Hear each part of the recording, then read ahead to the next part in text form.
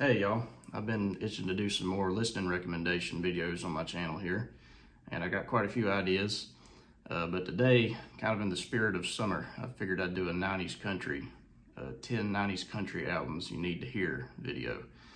And this is kind of the country I grew up on. This is what my parents had in the house when I was growing up, the first CDs I ever listened to and really got into, and it's kind of one of the things that inspired me to get one of these and start learning how to play. People like Brent Mason and Brent Rowan playing session on all that stuff, and all the great players, and just the era of telly and pedal steel and fiddle making a big comeback in country was a fun thing. So I'm going to go through some of my favorites here. Try to get a little bit off the beaten path. It's a popular era, so there's going to be plenty of stuff on here that you know, I'm sure. But here's a little bit of my perspective on 90s country. So pretty much the first album that came to mind when I had this idea was This One's Gonna Hurt You by Marty Stewart. This came out in '92. And I remember when I first kind of revisited this album when I was a teenager. I hadn't heard it in a long time, if ever, but it was in my parents' collection.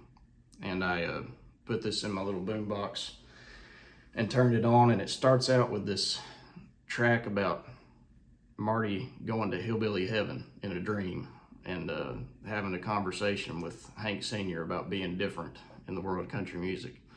And it's a cool concept thing to kick off an album with, and goes from that right into a cover of High on the Mountaintop and just stays full steam ahead from there. There's a great duet with Travis Tritt, another one with Johnny Cash, and there's something special about every track. It rocks really hard. It's old country, kind of Marty's signature brand through the 90s lens. So y'all check this one out. I about guarantee you'll have fun with it. Up next is Politics, Religion, and Her by Sammy Kershaw from 1996.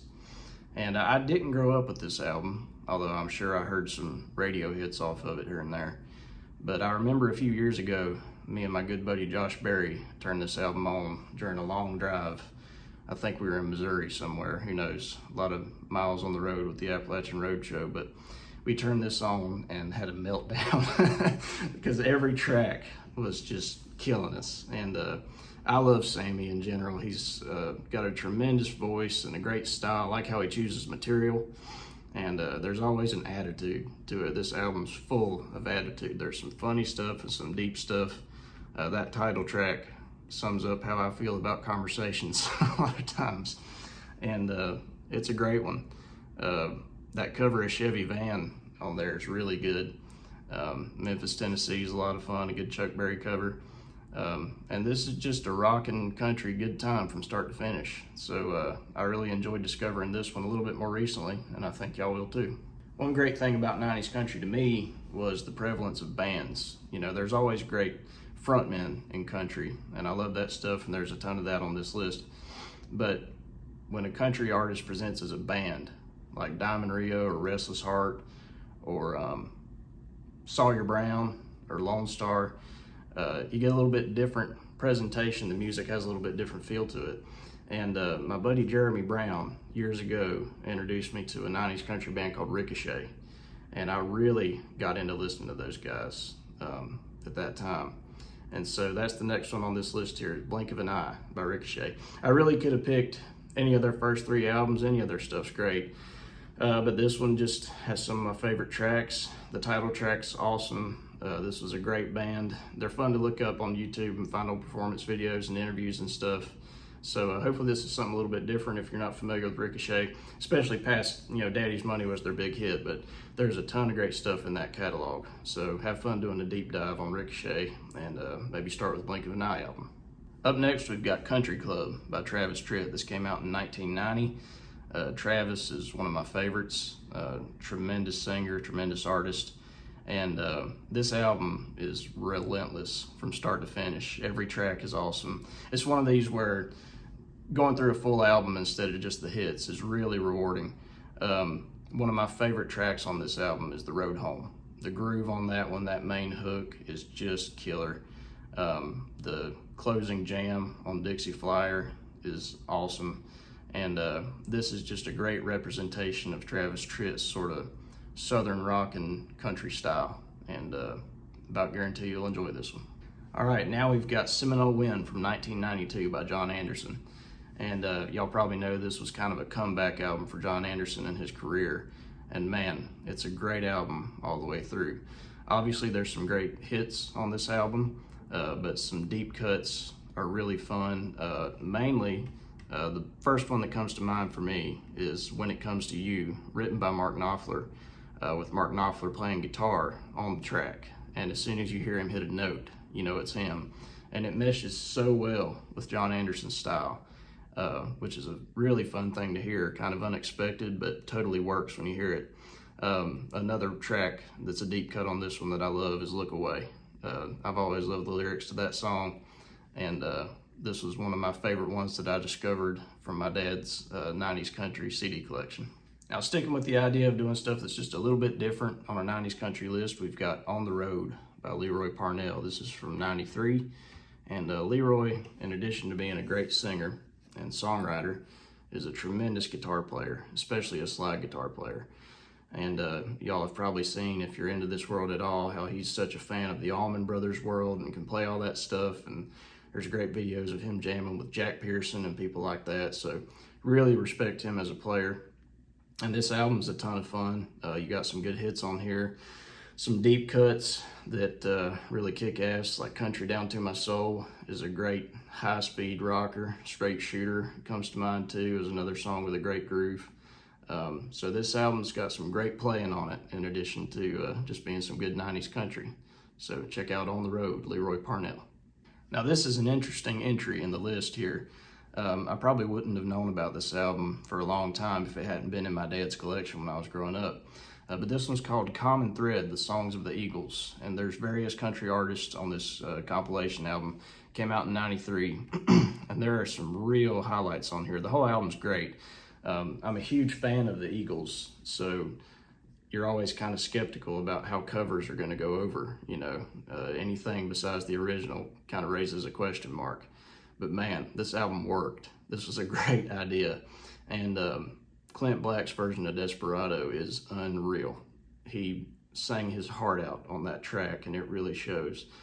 John Anderson absolutely kicked Heartache Tonight in the teeth. And that one's a lot of fun to hear. Vince Gill is on this doing I Can't Tell You Why. So there's a little foreshadowing to the Vince Gill and the Eagles journey there. And I always really liked Lorrie Morgan's version of Sad Cafe on this album. It's a great kind of quiet, wistful kind of way to close the album out. So this is a little bit of a hidden gem. Check out Common Thread. All right, we talked about Ricochet earlier, and it's time for another band on this list. This time it's going to be Blackhawk with their self-titled album from 94. And this is probably one of my favorite bands of the 90s, one of my favorite albums. There are so many good tracks on this album, a lot of which were hits. This was a very successful record. Blackhawk was really different. They had a ton of great harmonies, unique lead vocals. There was some really prevalent mandolin parts on their stuff, which is awesome. And one other great connection for me is the fact that Henry Paul, one of the founding members of Blackhawk, was also a founding member of the Outlaws, one of my favorite Southern rock bands from the 70s. So everything about Blackhawk's cool. This is a tremendous album, and I can't recommend it enough. Okay, everything so far on this list has mostly been from artists that you would think about as being contemporary to the 90s, as having sort of started their career there. But we're going to get off of that on this recommendation. We've got Cold Hard Truth by George Jones from 1999. This is a tremendous performance by Jones. There's a ton of great songs on this album. Choices is probably one of my favorite Jones songs of all time. So that album starts out strong with that song. And this is also a great example of the 90s country session players, which is one of the best things about this decade.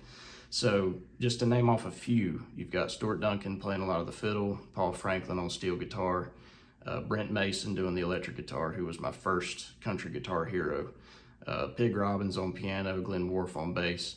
There's many more great players on this, but this is a gem in George Jones' career, and it fits pretty well into a 90s country list.